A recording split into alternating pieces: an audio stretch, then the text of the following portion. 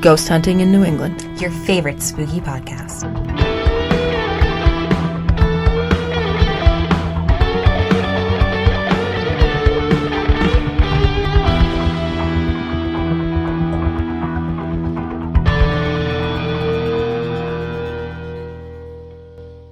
Hey everyone, and happy Wednesday. Welcome to Ghost Hunting in New England with your host Amelia. I'm Beth.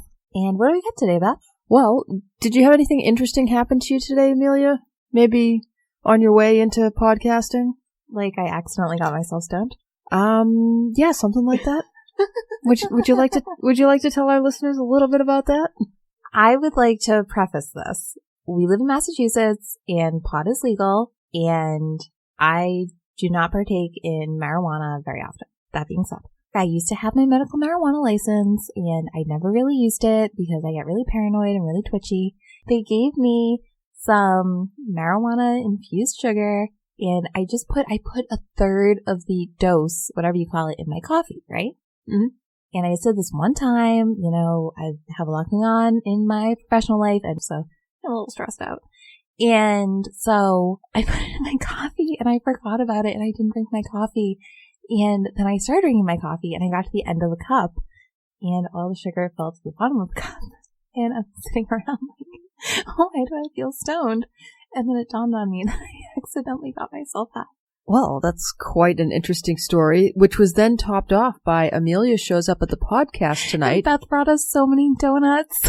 Thank you, Beth. I went over by Union Square Donuts and I couldn't make any decisions. And Amelia has these, dietary needs and restrictions. And so I basically bought all the vegan donuts and then a bunch of non-vegan donuts for me. And she walked in and she's like, you said donuts. And she face first dived into the box of donuts. It was borderline frightening. They were so good, though. Anyone Yes. in the Somerville area, Union Square Donuts has a bomb pumpkin vegan donut right now. It's so good. The non-vegan pumpkin donut, also so good. They really, honest to God, they make the best donuts. I would agree. So, they make the best classic donut, but if you're into donuts that are pretending to be cakes, like I am, the Donut Factory in New Bedford is unbelievable. The Donut Factory in New Bedford has been responsible for my current width. Yeah, I feel that way about Union Square Donuts. So anyway, I guess what we're trying to say is please tell your friends about this podcast. That way we get enough listeners that Union Square Donuts gives us each a donut hole for talking about them so much. Yes. That's all we want. That's all we want. We just want 2 donut holes. Yep. Vegan. And Amelia's going to edit this out because by the time she sobers up and hears this, she's going to say, oh, no, you can't ask for the free stuff. It just has to be given to you. No. I don't believe in asking for free stuff, and we didn't ask. We're saying. This is the goal? We're saying the goal is to get our listenership up high enough that they're like, we better give free donuts? We don't even need a full donut. Just the donut hole. We just want, they cost what, like $1? It's the principle of it, though. Oh, okay. It's just the principle of it. All right. I'm okay with paying for my donuts. Oh, no. Me too. Totally. Support small business all day long. I'm not sure if they had vegan donut holes. You've gotten them for me before. I have? Yeah. All right. I don't remember seeing them today when I was in there. Well, anyway, I just want to say that I'm not a pothead, so don't think that way of me. But sometimes things happen. Okay. So, what are we doing today, Beth? Today, we have got ghost stories from Connecticut. Yes. Which we have been saving for the spooky month of October, because Connecticut is probably the spookiest state. Is it? I think so. But yeah, not even New England. I think Connecticut is the spookiest state in the United States. Okay. Yeah, they have a lot of big name hauntings out of there. And that is where Ed and Loraine Warren are from. Well, and I'm wondering, as you said that, is that why so many of their hauntings are so well known and popular? Because Ed and Loraine Warren were so vocal on making sure that it was shared with everyone. I think it's part that. I think there's also a lot of Native American hauntings that go on there as well. Okay. Yeah, a lot of burial ground stuff. That comes out of Connecticut a lot. Okay. I don't think we did any of those stories today, though. No. We should have. No. We could just do a show one time on Indian burial grounds. We could. We could do shows on lots of stuff. Native American burial grounds. I'm sorry. Okay. Yeah. Should we get started? Go for it. You can go first. I can go first. Our first stop in haunted Connecticut this week is going to be the Sterling Opera House in the, quote, smallest town in Connecticut. It's in Derby, Connecticut, and their current population in the entire town in 2019 is 12,000 people. What? That can't be possible. That's what I saw. The article... 12,000 or 1,200? 12,000. My hometown is smaller than that. Well, you're not in Connecticut. No, I know, but do that many people live in all the towns in Connecticut? I guess so. Okay. Yeah. Well, they call themselves the smallest town in Connecticut, and so they have this opera house called the Sterling Opera House. And one of the reasons that you might ask, why does the smallest town in Connecticut have an opera house? Did your little tiny town that you grew up in have an opera house? No, it doesn't have anything in it. No, it's got a bunch of country roads and little houses, right? Has a really good school system, though. It does. Yeah. So the town of Derby happens to be located at the meeting of the Housatonic and Naugatuck rivers. I think I said that right. It was in a really industrious area, so during the Industrial Revolution, this was where a lot of stuff was meeting up, and so they said, hey, why not? Let's build an opera house. It was kind of a fashionable thing to do at that time. So in 1889, they opened this opera house. As small towns do, they used their various buildings for multiple uses. So not only was it the opera house, it also, in the basement, served as the municipal building. And as lots of small towns do, they used this building for multiple uses. So they had the opera house, like the Performing Arts Center upstairs, and in the basement they had the municipal offices for the town, as well as the jail. So the opera house was open from 1889 and it closed in 1945, and it showcased all sorts of performers, including Harry Houdini, Cool. Amelia Earhart, who I'm named after, George Burns and Gracie Allen performed there. Nice. Milton Berle. I don't know who that is. I don't exactly know who that is either. However, Okay. in an episode of Family Guy, I do happen to remember Lois commenting on the size of Milton Berle's manhood, and that's why it kind of like stuck out to me when I saw his name on there. I believe that he was well known for his adventures with women. Nice. Yeah. Also, Bing Crosby played there. Cool. So there were a lot of people there. So in 1945, they closed down the Opera House. A movie theater had opened up across the street. It was the end of World War II. People were kind of moving on.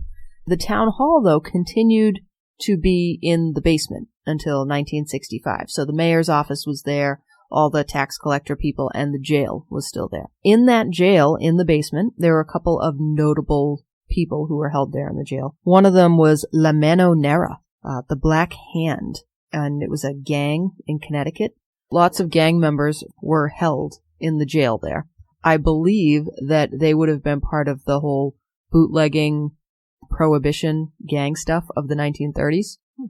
So as they were being held in their jail cells downstairs, they would have been hearing the performances go on upstairs above them. And can you imagine being in jail for one, but even more than that, like here you are in jail and you're like listening to like an opera go on upstairs. I mean, there are worse things here in jail. Absolutely. Yeah. Yeah. And another person that they had there was Lydia Sherman. Nice name. Yeah? I love the name Lydia. Yeah? Reminds me of Liddy, Yeah? my cat. She was a notorious female serial killer. Nice. And so she was one of those kind of typical Black Widow types. She actually killed 3 of her husbands and 7 of her children, all with arsenic. She was not very nice. So she was held there for a short time. In 1965, they moved on from having the municipal offices there in the basement, and the entire structure was abandoned. In 1968, it was added to the National Register of Historic Places, which is pretty much the only reason that it's still in existence right now, because once you're on that registry, you can't be torn down. Lots of people have been in, they've done investigations, they've taken a lot of pictures. The pictures that have been taken are really dominated by orbs all over the pictures. Cool. There'll be orbs sitting in the seats up in the balcony. They'll just be floating around. And I mean, obviously nobody knows if they're lens flare or they're dust, but there's a lot of stuff going on in there with the orbs. The Sci-Fi Channel's Ghost Hunters have been there to investigate. I believe they were there in 2011. They found a lot of orbs as well. There's a lot of lighting challenges in the building. They'll try to like turn some lights on and then the lights turn off. But here's the funny thing. The Opera House itself has no electricity in it. So these are people who are coming in with like outside lighting and like running like the big drop lights in and trying to turn them on. And then when they walk in the room, apparently the lights will turn off. And so then they walk out to try to go fix it. They got to go plug it back in somewhere. They think somebody kicked the plug out and the lights turn back on, and they walk back in and the lights turn off. And there's something funny going on there with the electricity. So there's this guy, Rich DiCarlo. He's the co-chair or vice chair, depending on which website you look at, of the Derby Cultural Commission. And they're actually tasked with restoring the Sterling Opera House. And so he's in there on a fairly regular basis. And he was in there on a recent visit a few weeks back, and he had 2 guests with him. And he walks in, and he's going down the hall, and there's a door to what used to be a bathroom. And it's open. And he's like, well, that's weird, because I was here yesterday, and that door was closed. So he goes over to close the door, and it slams right in his face. He was like, okay, that's scary, but, carries on, because he's in there all the time. There's another story of him. He was actually in there on Halloween night in 2007, and he was taking pictures just kind of all over. One of the neat things about the Sterling Opera House is that it isn't like completely destroyed on the inside. Because it's on the National Register, it's been protected, and so people haven't gone in and vandalized it. Like when we went up to the Danvers State Hospital, one of the things, it was like falling apart. So even after it was decommissioned, you couldn't go in because it was so dangerous, because things were just a wreck. But the inside of the Sterling Opera House is in really good condition. So if you go in, you can actually stand on the stage, you can look up and you can see all the balcony seats, you can, look at the orchestra area, all that good stuff. You can go down underneath it into the old municipal offices and into the jail cells down under there. So it's all there to go and see. So DiCarlo's in there on Halloween in 2007, and he's taking pictures because why not? Seems like a good thing to do. And he ends up looking at the pictures afterwards, and he's shocked because there up in the balcony is a woman in like 19th century period garb just sitting there. And he was like, wow. That's nuts. And he really didn't show anybody because he was like, no one's going to believe me. So Richard Felix from the TV show The Most Haunted came in about 2 years later, and he was doing his investigation, and he's taking all of his pictures. And DiCarlo looks at some of the pictures, and there's the same woman that DiCarlo had taken the picture of 2 years earlier. This guy, Richard Felix, had gotten a picture of her as well. That's wild. Yeah. People report as they're going through the opera house, hearing moans, cries, singing, and cell doors slamming, just out of nowhere. All these sounds are just coming at them. They also report hearing piano music and what sounds like a young girl meowing like a cat, which I just think is a really bizarre thing to be hearing. Were you never a young girl? Why would a young girl be trying to imitate the sound of a cat?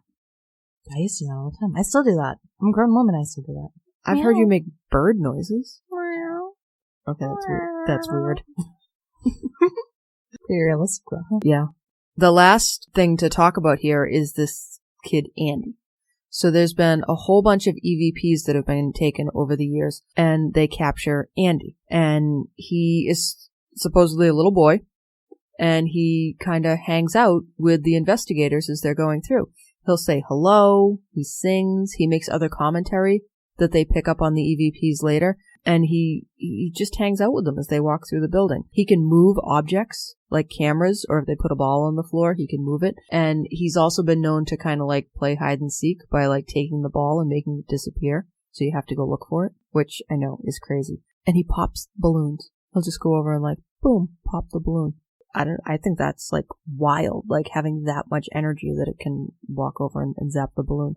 That's Andy. And then the Haunted Hovel reports that in their investigations, they have been scratched, tripped, touched.